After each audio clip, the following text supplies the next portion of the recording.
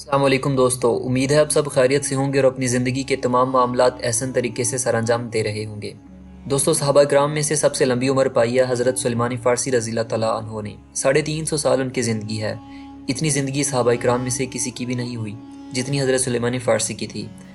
بنیادی طور پر یہ ایک مجوسی کے بیٹے تھے اور بڑے امیر و کبیر خاندان سے تعلق رکھتے تھے۔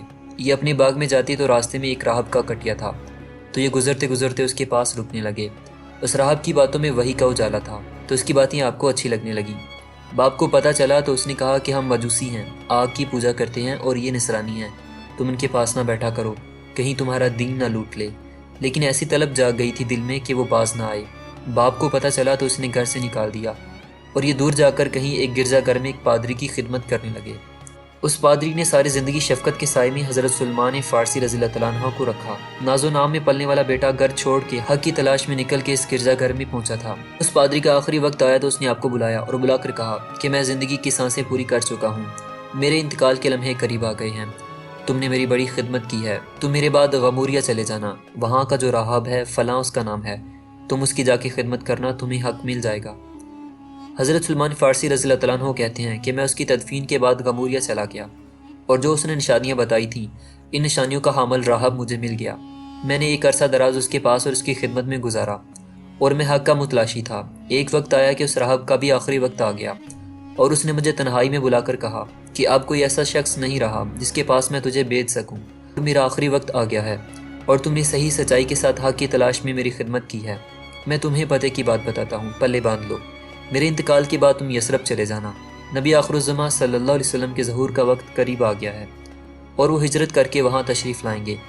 آپ رضی اللہ تعالیٰ عنہ کہتے ہیں کہ میں نے اس راہب سے کہا کہ کوئی اور شخص بھی تو نبوت کا دعویٰ کر سکتا ہے، میں نے اتنی خاک چھانی ہے، ماں باپ کا دیس چھوڑا ہے، کہیں میں دھوکہ نہ کھا جاؤں، مجھے نشانیاں بتاؤ۔ تو اس راہب نے 3 نشانیاں بتائیں۔ کہا ایک تو صدقہ قبول نہیں کرے گا، دوسرا ہدیہ رد نہیں کرے گا، تیسرا 2 کندھوں کے درمیان مہر نبوت ہوگی۔ 2 دن کے بعد اس راہب کا انتقال ہو گیا۔ کہتے ہیں کہ میں وہاں سے تدفین کے بعد اٹھا اور یثرب کی جانب روانہ ہوا۔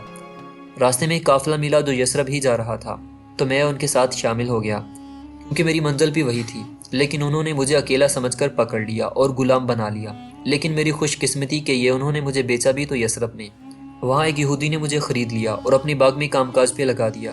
میں روزانہ ان حسین گھڑیوں کا منتظر تھا جس کے لیے میں نے در در کی خاک چھانی تھی، کبھی عرش پر کبھی فرش پر، کبھی ان کے در کبھی در بدر، غم عاشقی تیرا شکریہ، میں کہاں کہاں سے گزر گیا۔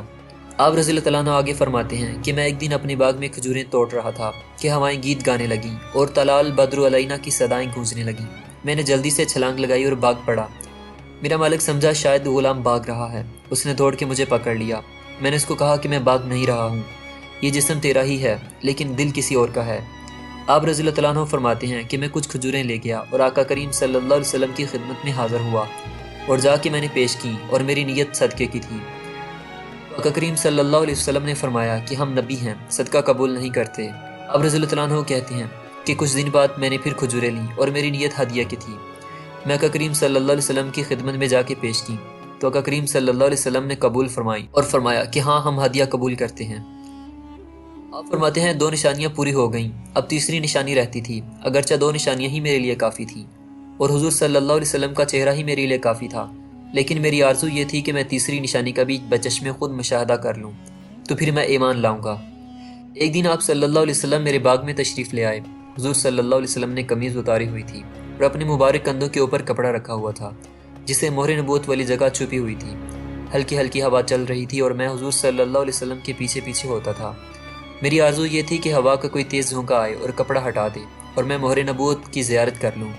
اب صلی اللہ علیہ وسلم میرے ارادہ قلب سے آگاہ ہوئے اور آپ صلی اللہ علیہ وسلم نے اپنے کندھے مبارک سے چادر اتار کے میری طرف پھینکی، پھر اپنے رخ مبارک کو پھیر کے میری جانب اپنی پشت مبارک کرتے ہوئے فرمایا، اس پادری نے جو بتایا تھا تمہیں دیکھ لو آ کے۔ تو کہتے ہیں بس میں نے دیکھا، حضور صلی اللہ علیہ وسلم کے کندھوں کے درمیان مہر نبوت تھی اور میں دوڑ کے لپٹ گیا، حضور صلی اللہ علیہ وسلم کی مہر نبوت کو چوم لیا اور میں حضور صلی اللہ علیہ وسلم کا غلام بن گیا۔ دوستو، ویڈیو پسند آنے کی صورت میں ہمارے چینل کو سبسکرائب کر دیں اور بیل کا بٹن دبا دیں تاکہ ایسی مزید ویڈیوز آپ تک پہنچتی رہیں۔